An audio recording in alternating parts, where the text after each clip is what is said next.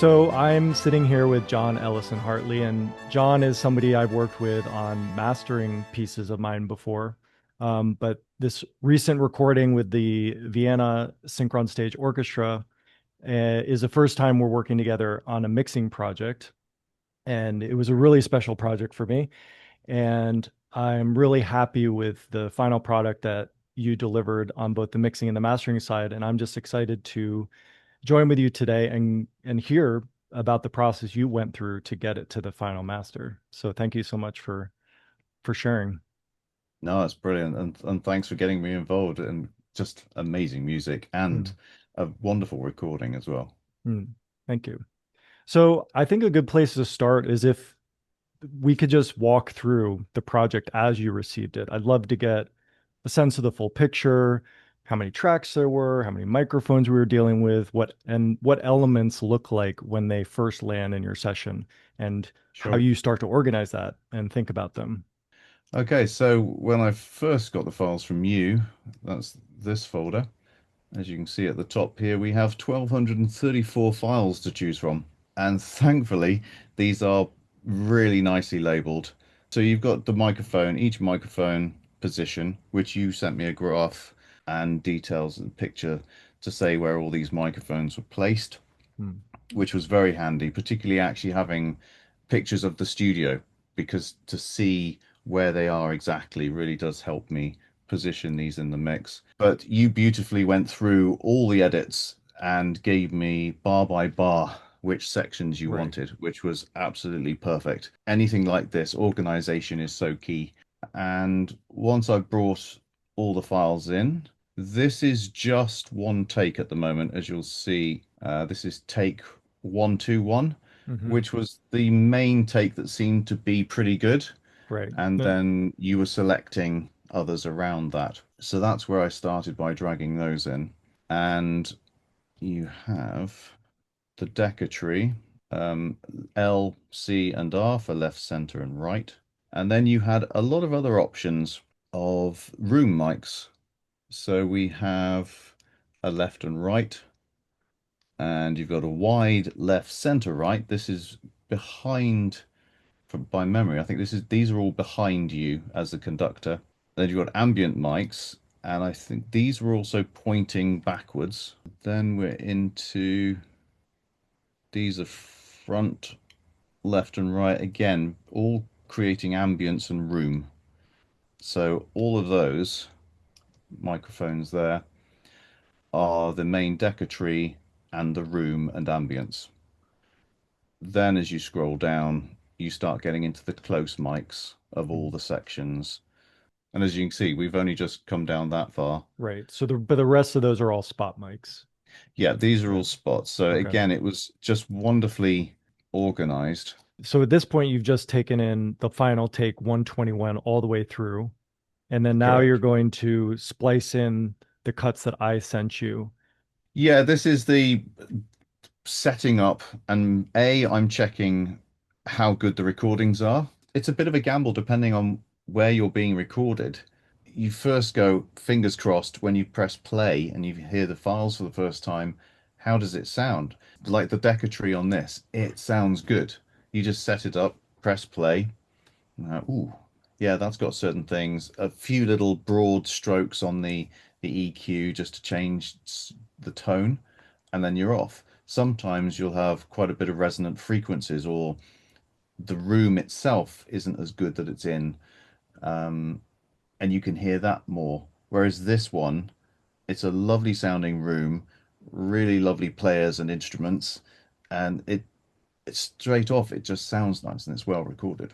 Right. And we probably have the recording engineer to thank too, right? Like whoever places all the Yeah, mics and who's operating the desk, and it all trickles absolutely. down. I mean, it's all of these little parts of the jobs that make such a difference. And I suppose that's the old school thing where you had a studio and you had people doing certain jobs and Mm, they're very good at what they do.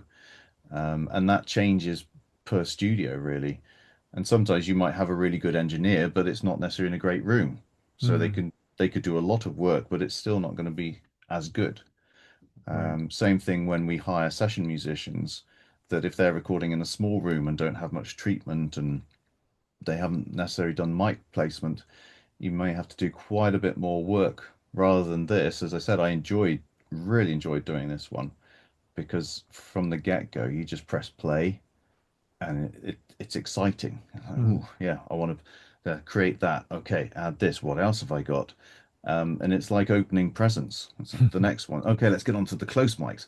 Oh, and then you're into what I see. else do you have to play with? And every time is different, and the approach and the effects and plugins that you use will be different. So yeah, that's probably the end of that session. Then if I get rid of that and then load up the other logic.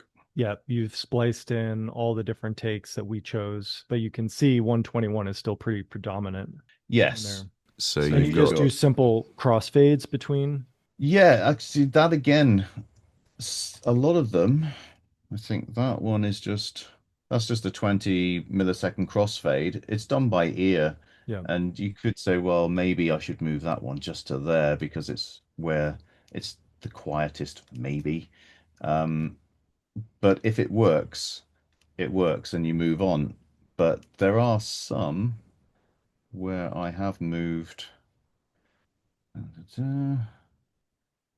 There we go. There's one. So I've actually gone down a lot on this particular drawing because it wasn't working. mm, And I think there was a like a clunk or something happened in one take, so you have to just make sure. Uh, and also just if the edits are all in different places, that in theory will be a nicer cut because the change isn't happening all in one place. right, So yeah, I think there's two or three like that, but you can see all of these aren't. That's all just straight there. right. So everything is different. Um, and it's really, does it work or not? And what do I have to do to make it sound good? So how do you at this point, because I mean, to me, it would feel very daunting to be like, okay, I've got all these room mics, the Decca Tree, all these spot mics. Like, where do you start? Oh, and actually, this is a good time probably to bring in. You asked us a question earlier on, like, what do we want it to sound like? And we told Yes. you Indiana Jones Dial of Destiny. And Hmm. so, what does that tell you? And then, how does it start influencing your approach and balancing these microphones? Well, initially, when you receive a reference track, you're like, oh, okay, because you listen to something, and if you haven't even heard the recordings yet, you don't quite know what you're going to be able to do. Hmm, So you're not necessarily going to be able to achieve the reference track because it's not recorded in the same room. It hasn't got the same mics, the orchestra, everything. right, But it gives you an indication of the size that somebody's after. Is it a really echoey type of mix, or is it a sort of up close and in the room sort of mix? Once I've started recording, I always am referencing that in my head to think, oh yeah, that's the goal I'm going for.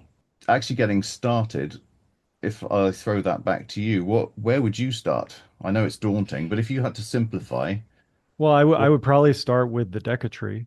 That's your predominant sound. I mean, you're going to be able to fine tune things with finer brush detail of spot mics, but that's what you've got to work with in a certain sense.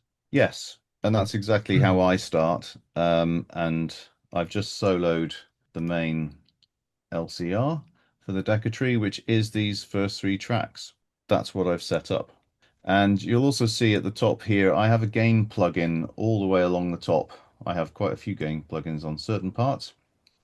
And my default for those gain plugins is -6. I just use this for me so that I know if I get a project and everything's too loud, I can select all the tracks, pop the plugin on, and it's going to take 6 decibels off the track Mm, or every track. And if that's not good enough, I just add another line. It's a quick way of turning everything down for me. I know that each one of these gains is -6. mm, And I know that these I've turned down by -12 because there are two of them. right.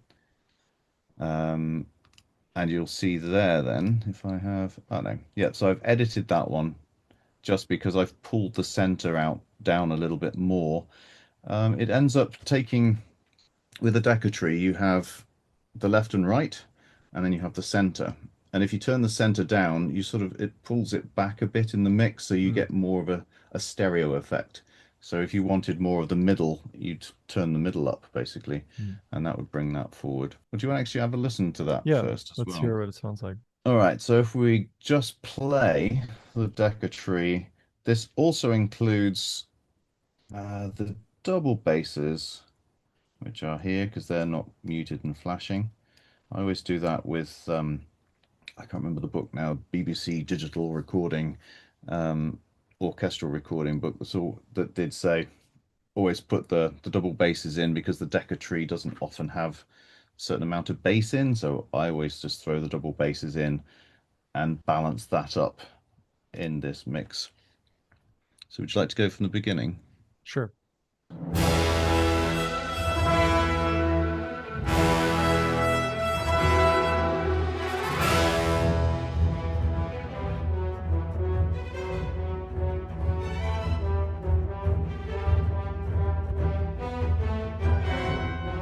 Okay.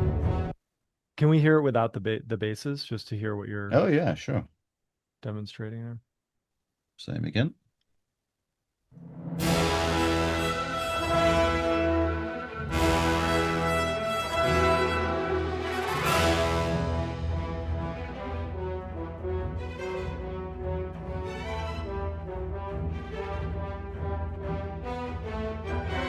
Yeah, Do you want to quickly hear it with them back in? sure.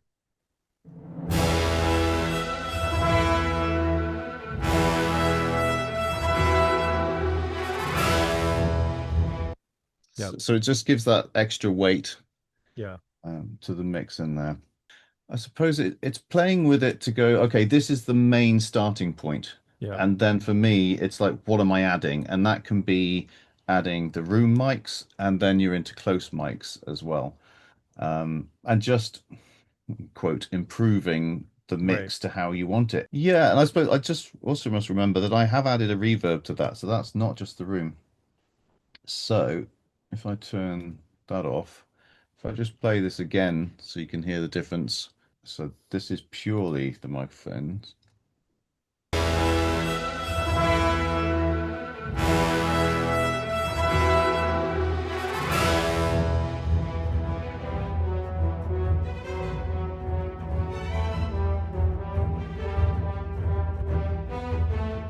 So we've just gone on to a step where I've added a reverb to that as well because I just wanted a bit more life and put it into its own space so that I can then add all the other parts in to that same space. Does that make sense? Yep. So I'm creating another room. I know the Decca Tree's in its own room already, and it's Right. really nice.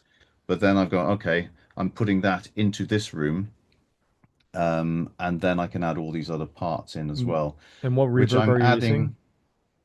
using? My favorite moment is the Seventh Heaven, and I just have this scoring stage one template that I set up. I think I usually have it like 1.8, and then I adjust it. And as you'll discover as I go through this, I rarely do things the same. It's just, yeah, I play with things and I'm going to shove it on that one. I might have a 1.4 decay time or a slightly longer decay time. Hmm. You might play with the frequencies, taking the low end off the reverb a little more, depending on the style of track. Nice. That's the reverb on here. I am also putting an EQ before the reverb.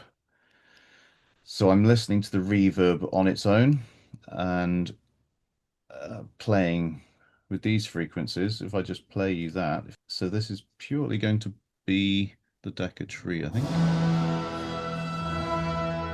And then if I turn that off,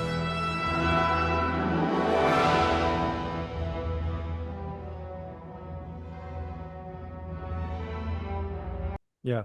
It cleans it up a lot. yeah, it's clean and warmer. So as much as you'll see these EQs that I've done as well, very often with recordings, I don't like bright, Hmm. and particularly on strings, they can be um, quite brittle on the top. So anywhere from around this 2 kilohertz area and maybe above, I would start taking that off on certain parts. And I always go, it's just make it sound more expensive, is my thing. I always equate a lovely warmth of strings to well recorded orchestras. Mm. When it gets bright, then it's not so nice. And if we go back to the Decca Tree, you'll see I've rolled off this top end here, Yeah. and again around here, and then I'll turn this channel EQ off, which is doing the main change. I've also taken off more on the center channel. When you roll off top end, it pushes it back in the mix. So as well as turning the volume down on that the gain plugin to push it back, I've just taken a little bit more off the top and the Okay. brightness to push it back as well. So I'll just turn those on and off.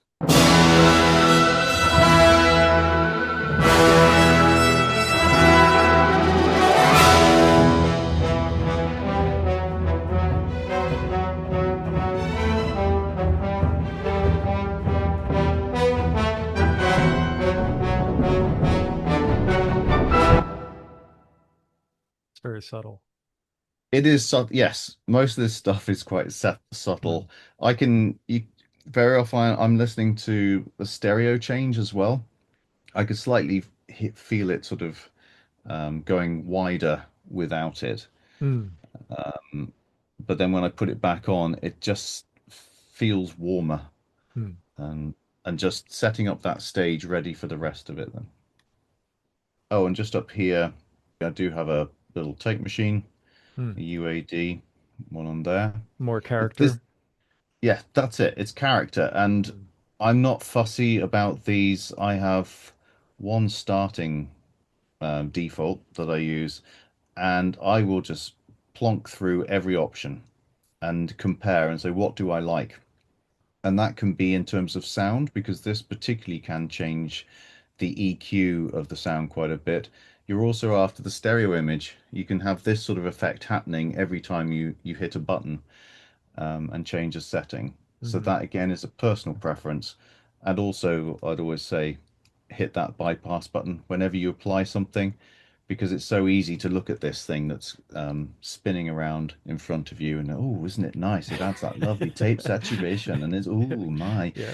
But then you turn it off and go, oh, it actually sounds better.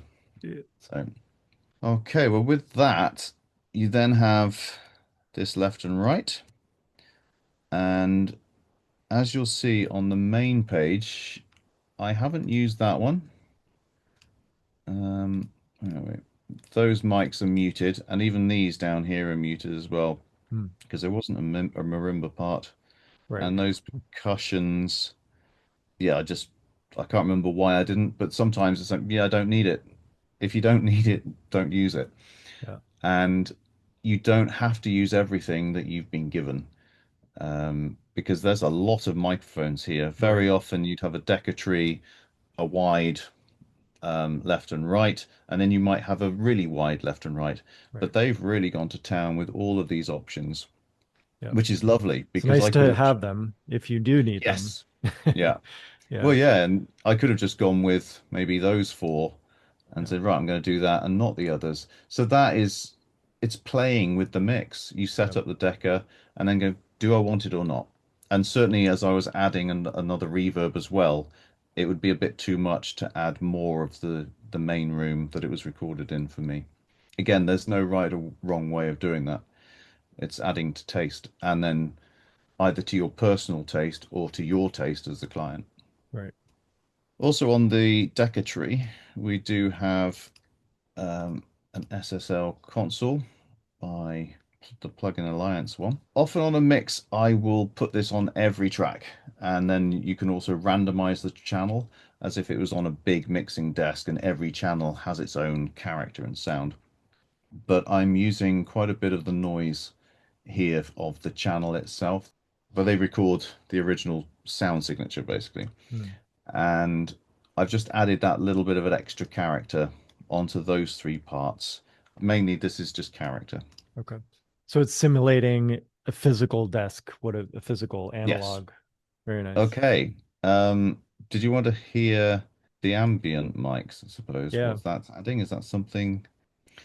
If I go over here, main ambience, let's do those. So I've got everything bust. I'm very much that old school way of everything must be going to buses so that I can literally do this and hear or even turn them off. Hmm. whilst you're playing with things. So let's do that intro.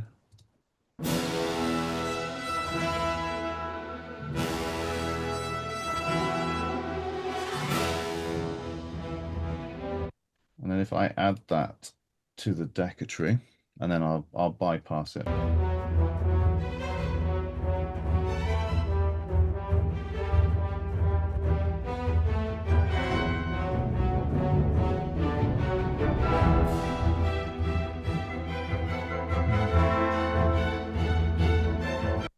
Yeah, it just What were your subtly rounds thoughts? out the edges.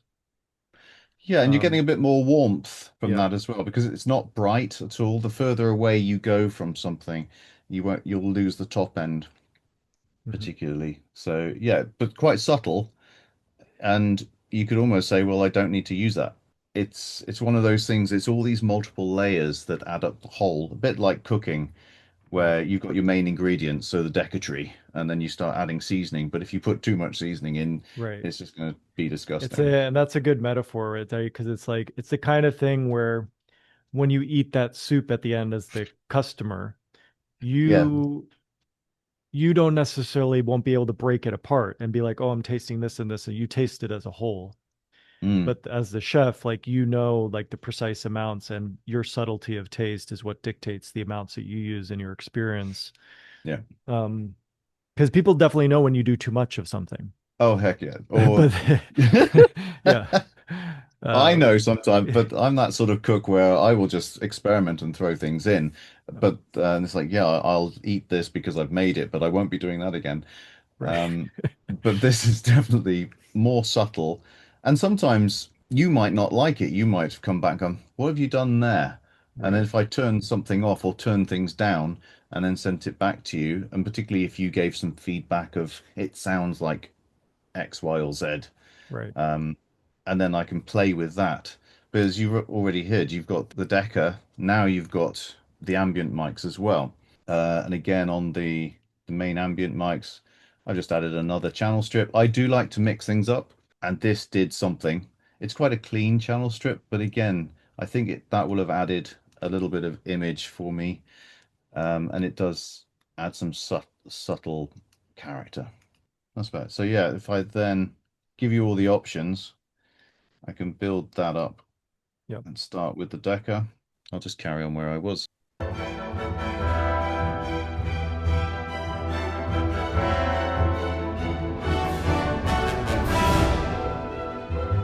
That's the reverb. Oh yeah. Yeah. So then if I turn both of these off,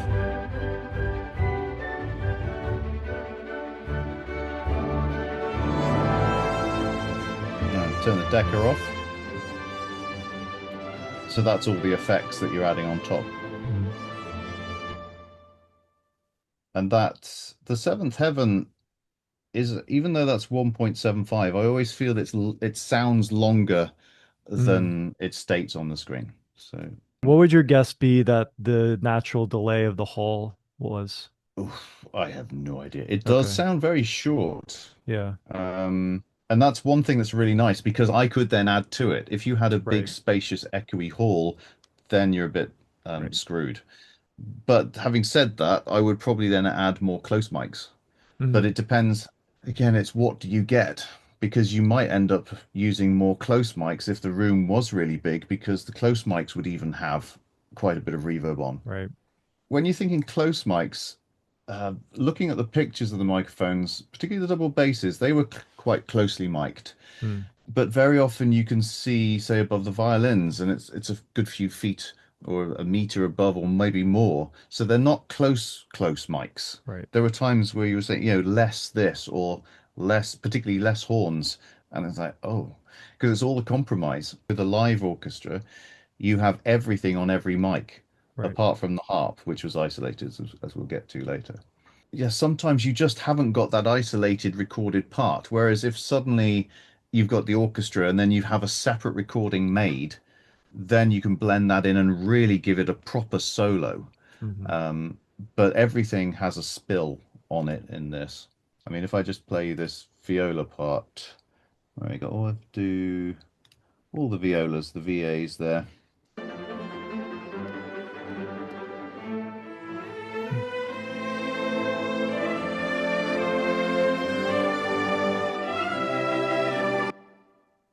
think Right. you'd be hard. It's like, where are the violas? Yeah. There are in there, but You can definitely hear them more clearly, but yeah, you are also hearing everything else a little bit muddy. yes. So every change you do, depending on where the microphone is, it's a bit of a potluck where it's kind of like, can I do this? Where the Because actually, horns are we did so ask big. you that. Like after the Yes. first, Yeah. we said, "Can you bring the violins and the violas up?" And this was kind of one of the challenges of just the ensemble we were working with. The string section was weak. Just that was just a known going into this. So you do your best with orchestration to allow Mm, them to come forward. But we were trying to get a little bit of help from the mix yeah. to let them be more present. That's a good point as well. Which I don't know if you want me to show you. That I think is the only thing I automated Mm, because you wanted more strings. yep. So that was the only thing, which is an interesting thing. I wasn't changing the volume, I was changing the EQ. Where you were after more violins and violas. So you want it's in the action parts. Right. So this section of the intro, you can see that EQ changes. So this area is where the ear is very sensitive.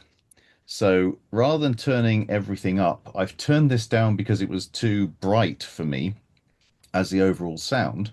And this is on the string bus, so it's all the strings. So rather than going, okay, I'm going to crank that up a few dB, Mm, I've just lifted that EQ back up so that it helps pop through in the mix with that slightly brighter tone. And then when we want more of the warmer, I've put it back down.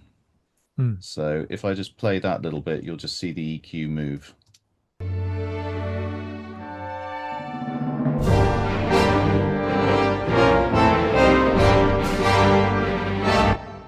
So you've got that lovely attack on the Yep. the fast notes of the violins, particularly on the left.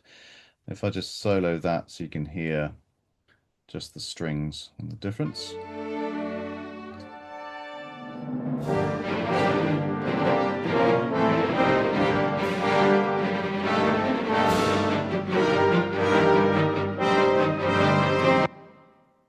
And then if I actually turn that off and just put that back.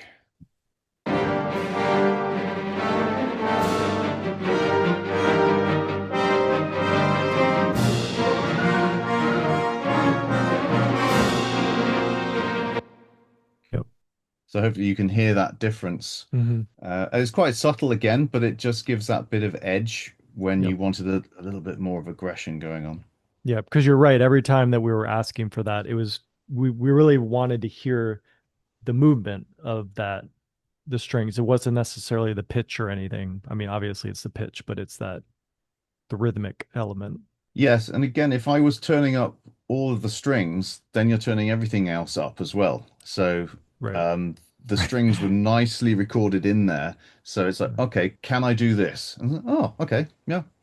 That just gives that bit more of an attack on the string section. So I can see you're using pretty much all the spot mics or close Mhm. mics. Can we hear the A/B between because we were doing the buses for, we started with the Decca Tree and then we did the ambient. Can we do the A/B with the close mics as well? They really do have a lot of mic options. They've you've got brass left and right here, and the woods is the general set, and then they've also got their own little sort of mini Decca Tree or left, center, right in front of the wood section. Oh, interesting.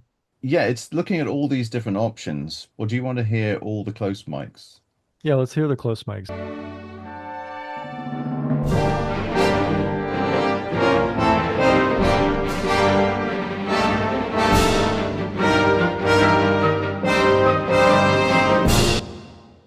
That So sounds you pretty can, good too. yeah, it's really nice. Yeah. And then if I compare that just to the Decca Tree,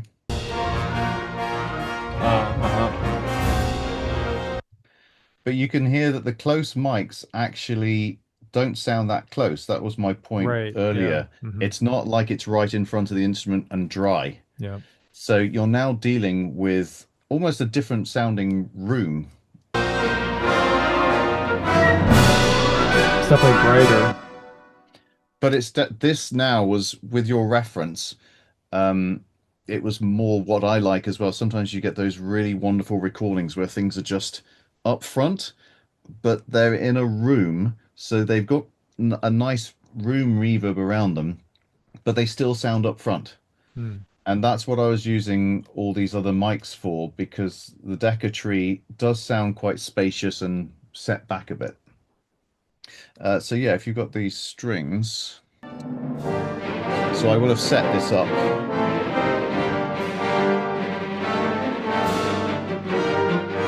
And then if I add the reverb,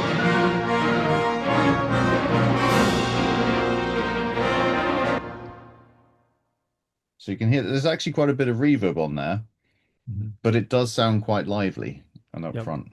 And that string section, again, I'm taking out these middle, because that can just sound, as I would describe it, as honky. If I just boost Mhm.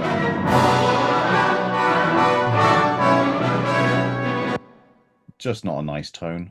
Yep. And that again is me just taking the top end off, where if I boost that, it's always good when you're EQing just to boost what you're reducing and finding what you don't like and then pulling it down.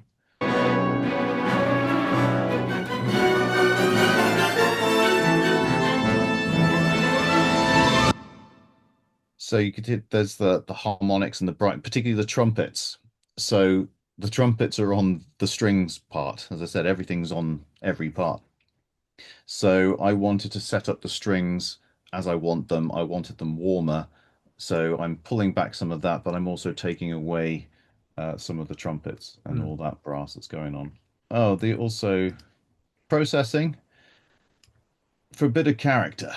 We've got some valve stuff, bit of warmth, and the pentode adds a few more colourful harmonics, and then the triode adds some just nicer, warmer harmonics. That's the way I look at it. I'm not that technical on these things, but I've always analysed all the plugins that I use and see what are the harmonics that they add. But ultimately, you're going by sound. Right. So I'm very much that thing of you don't necessarily need to know, well, you need to know the basics. And then it's like crank things up and pull it back and go, yeah, I like that. Bypass it just to make sure you're not being stupid. Because, and also, well, there is that stupid moment when you have something bypassed and you're actually playing with it thinking that sounds great. Whoa. And then Yeah. it's the trick of the brain, particularly with EQ. Yeah. The number of times you can actually go, oh, yeah, amazing. And then, yeah, it's always to remember. And that's why I said with visually, this looks nice. So we can also get fooled by just putting this plugin up and going, oh, that sounds much nicer. But Right. close your eyes. And I often do the test of closing the eyes and just sort of do multiple taps on the bypass button and then click through and go, yep, that's the one I like. And Mm. hopefully it's the one with the plugin on. But sometimes, oh no, I don't like it. And that might be as simple as a character thing that's adding width. Because a lot of these emulation plugins can change the width, depth, and you use that as an effect, but it can also be detrimental. So, Mm. and also on the strings, because I don't like bright strings, I've got the dark setting here, which just pulls down some of the top end. Can we hear that bypassed? What, just the black box or with the Yeah, yeah. EQ? Yeah. Let's have a listen.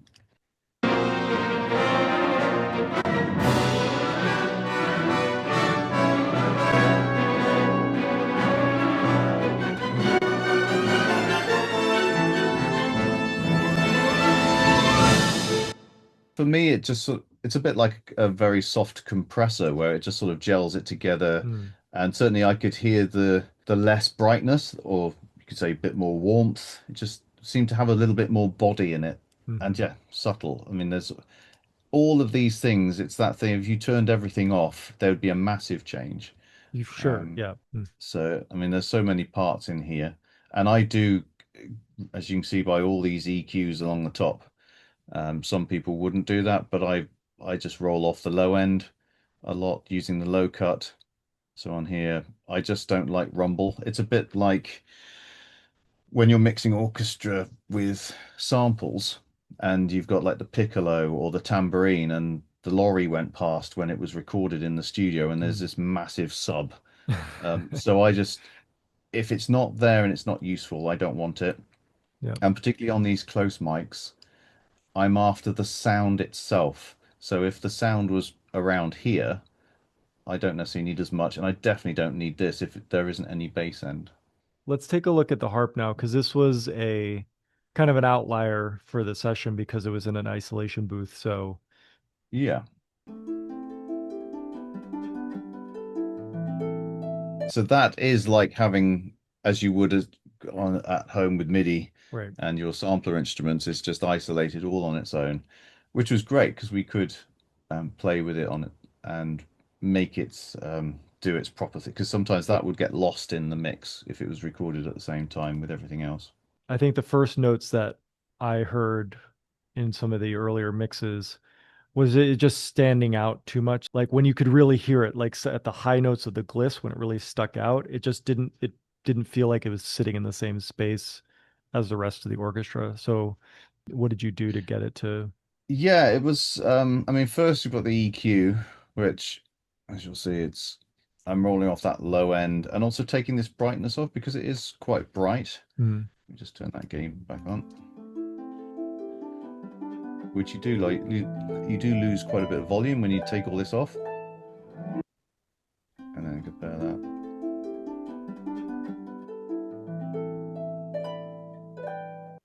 Again, there's quite a lot of change, but it is quite subtle and broad strokes. And if you see that arch, that's basically it's taking off that low end.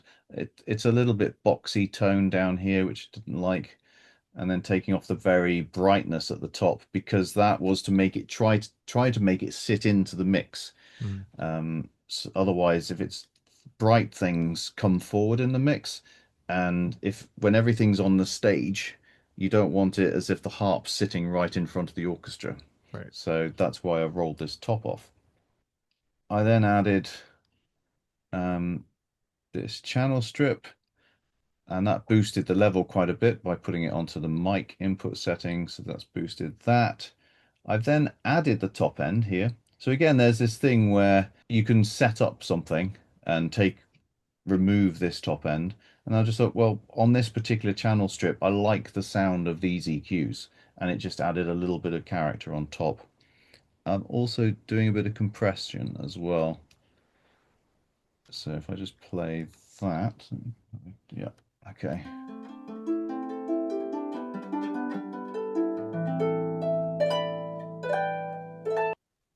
So you see the compression there is not really doing anything. It's only really when the gliss gets going. So you see that was just taking about 3 decibels off. It just that again makes it sit in the mix because if something gets louder, it's suddenly going to jump forward Hmm. that way towards you. Um, so that's why I'm controlling that. So that's again, that's adding some character. I'm also adding a bit of what's that, 2.5 kilohertz, which is where the ear is more sensitive. I could have gone back into this EQ and then tweak that, but then I was also after the nice sound of this EQ. You can really boost this top end. It's a lovely sort of sparkle to the top end of the sound, whereas this is going to be more harsher and digital And EQ. what's the order that these are being applied? On that track, do you mean on here? Yeah. Yeah. So that's I always have my EQ first. Okay. That's what I would say is my corrective EQ. Hmm. I want it to sound or get rid of some things that I don't like. Then I'm into playing with the sound. Okay. So that's when I've added this channel strip. And then I've also got the um, LA2A compressor, which is adding a bit more compression, which is probably only going to kick in on that section again. Let me just play that gliss. There you go. And I don't think it was playing here. Yeah, so again, the compression's only pulling back. Yeah. It do you hear? I mean, if I turn that off and all right, compressor off and that off, you'll hear it sort of should hear it jump forward a bit more.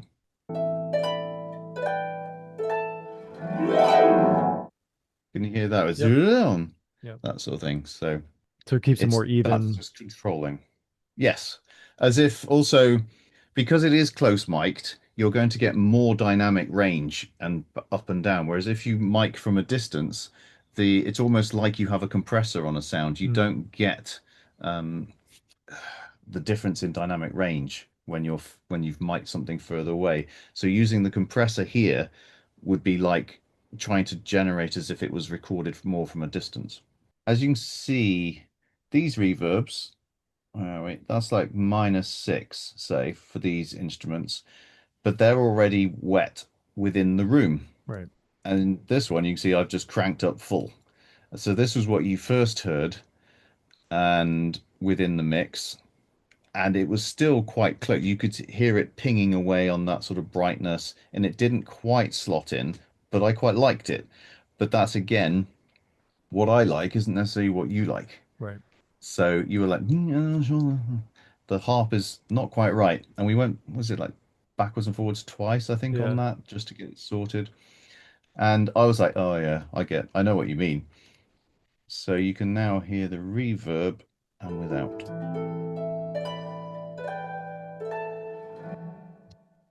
So that sounds quite wet. Hmm. And if I turn that off,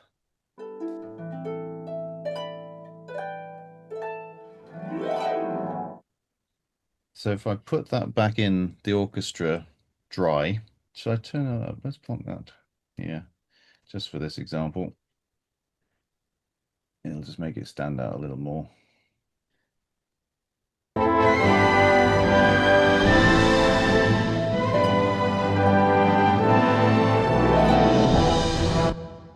So you can really quite hear that, and it does just jump forward. Right. So with the reverb added on, that will help it sit into the room that I've created. And again, this is louder. So yeah, 6 decibels louder than it actually is in the mix.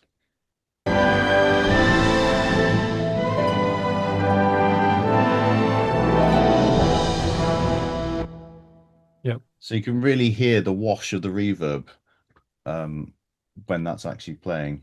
It was still too bright or close coming forward. So that's when I've added this next one, which is this last unnamed one. So I've plonked it into this own recording space as well. Mm. And I'm only using the room mics on here, so nothing close. And this is a bus reverb anyway, so I'm mixing this in with the original. Right. So this is a plugin that allows you to virtually position something within a space. Yes. Okay. Yeah, and it you just again, I love these things because it's just you just play your thing through, press the different types of mics and go, I like that one. You got the different polar patterns and you can increase it. It's it's the fun of the game really of just Mm. finding something. I've taken the main reverb off as well, so this is just hearing me sitting it into a room. Mhm. So it's sounding like it's in its own Right. space now. And then with the reverb on top,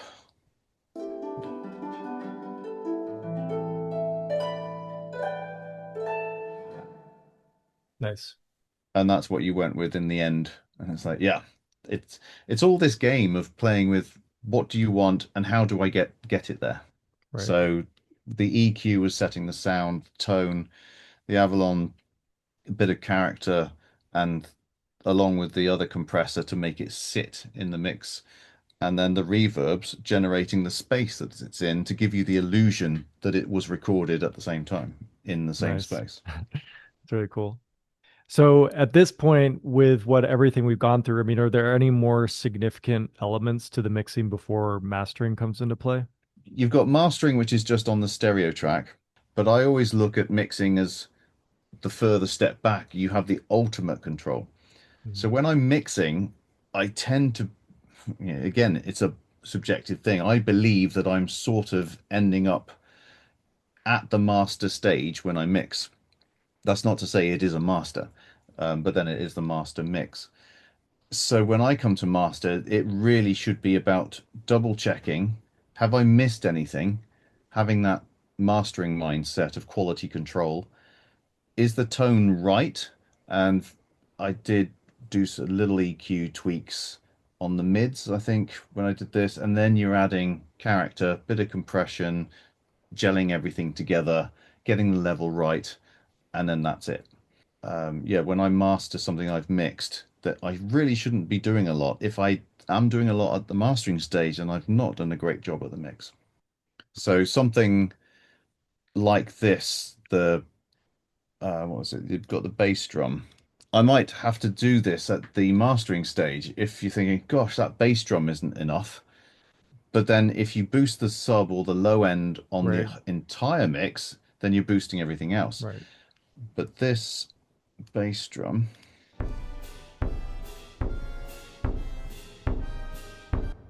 now there is another bass drum here. There is some sub on there, but it's just not giving what I wanted in there. I want a bit more because it's you've got almost this, the hero and heroic moment going on. You want a bit of oomph going Yeah. on in that bass end.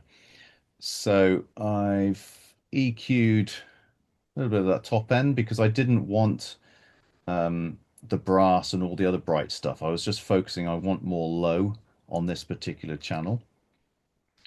I do love Soundtoys Devil Lock, only mixed in at just about 10%. It's adding some saturation and some crushy crunch. If I just play that, if I crank that up,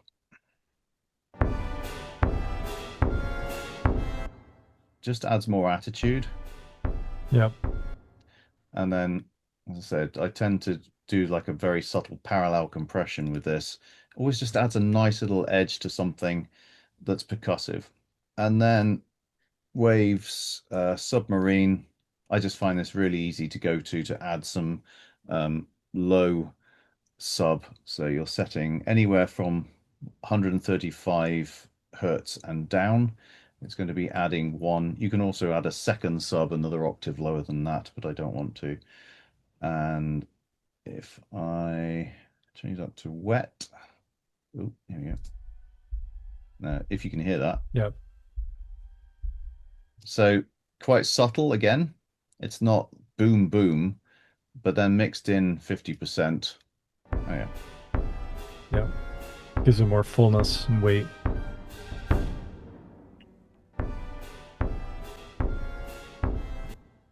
So it's little things like that. And the same thing with this bass drum. I did the supercharger compressor, which again just adds a little bit of oomph.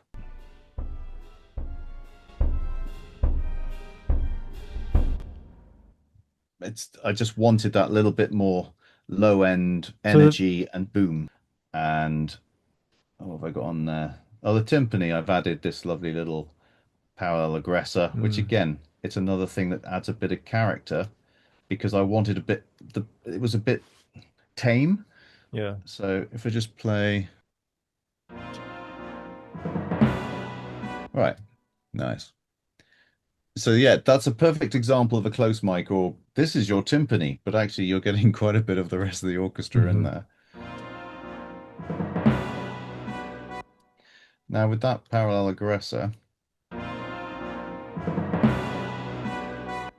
it's just added a little bit more of attack, which this I'm using the bass drums for the low end, and timpani I don't really equate with low end. It's not going to be going boom boom.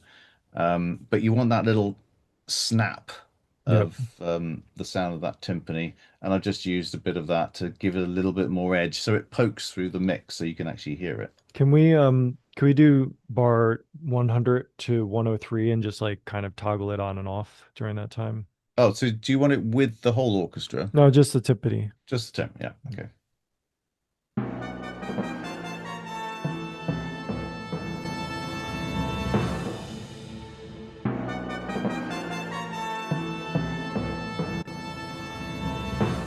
Yeah.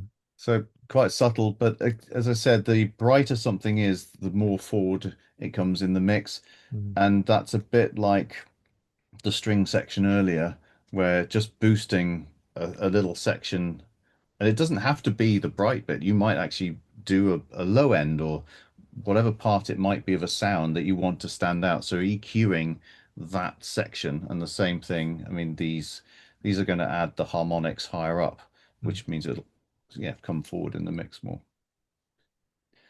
And I think oh yeah, the tuba. I did actually add a lot of tuba in here, I think. I wanted more oh, the little radiator from Sound Toys I do like. It adds in this setting, it does add 2 decibels of loudness. So if you do want it to be exactly the sound level, I always turn the fader down after it. But this was just to add a bit more bite to the tuba.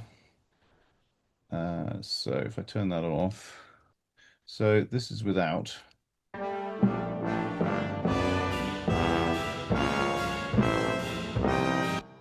So nice, but I just wanted to hear a bit more of that character. So with it,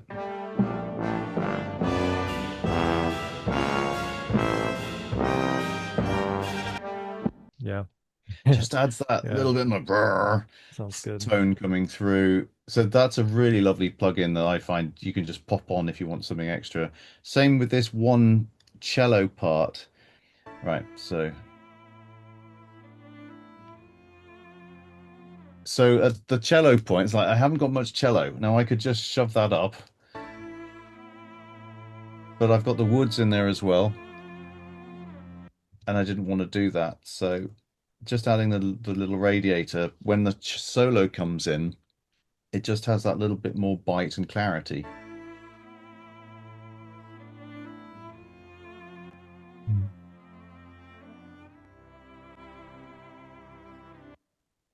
So that is a little bit of all the other cello solos that you're hearing. Mm. Does that make sense? Because you've I don't know how many versions of that cello solo you're hearing, and I've just taken one of the parts because like yeah, that's that part. I'm just going to lift that to give it a little bit more oomph to help it stand out. Nice.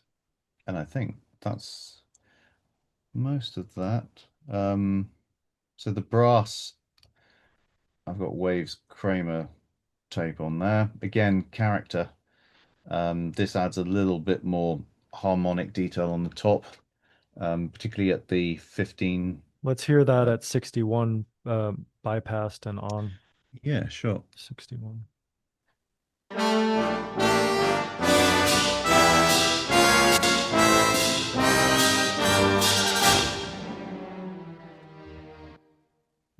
Do that again.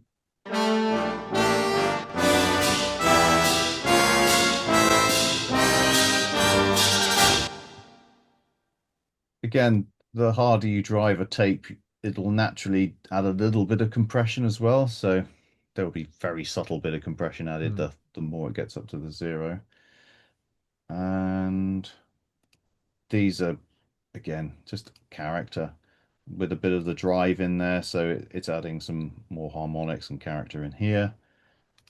And on the woods, so this particular LCR mic, I just added a bit of nice gentle saturation, and I'm also compressing it very subtly as well with 1.6 to 1. Very slow attack and the release. So that just again is to help make it sit there. I didn't want it doing this backwards and forwards. It's just sit there in that position Mm. back in the mix where it was recorded. Can we hear the woodwinds at 17? So this will be just that mic with, well, 3 mics there. So that's a stereo version.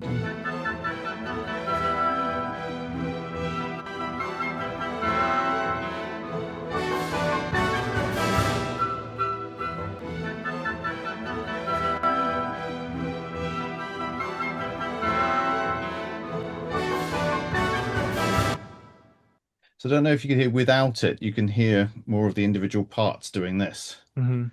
And then when it's on, and because you're gently compressing and with the saturation, it just sort of makes it, I suppose the phrase would be gelling together. It's a bit like when you master something, often it's so, well, it all just gels together nicely.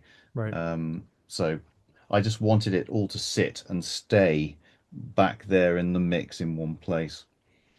And I think that's, yeah, that's about everything that was done to it. As you can see, mainly EQ, very little compression, um, character, Mhm. and then it's levels.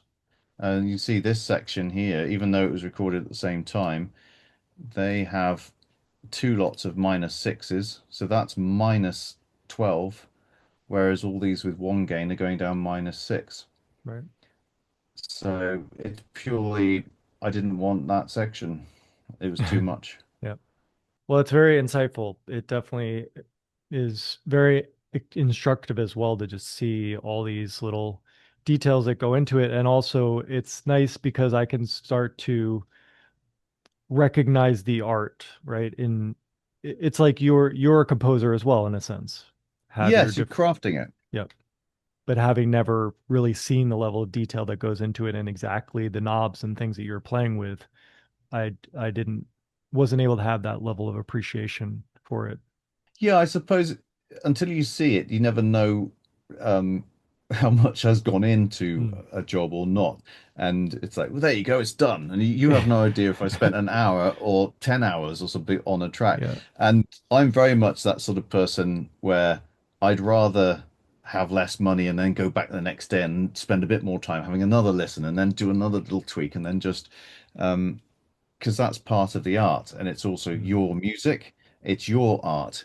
And if I've Right. heard something, even the slightest bit, I'm like, oh, damn, you got to go back in and just fix it. Yep. Um, but yeah, I can imagine for you just seeing how everything, I mean, you've created this from start. Was it like 20 years ago, did you say? Yeah, the first iteration, yep. Yeah. So 2001. yeah, it's a massive journey. You've Yeah. started from here. Over these years, you've Yeah. now had all the work put in, orchestrated, and Yeah. gone off to a wonderful recording space, had it recorded, experienced that in person, because a lot of people just do that online. Mhm. So you were actually there, which is a magical moment.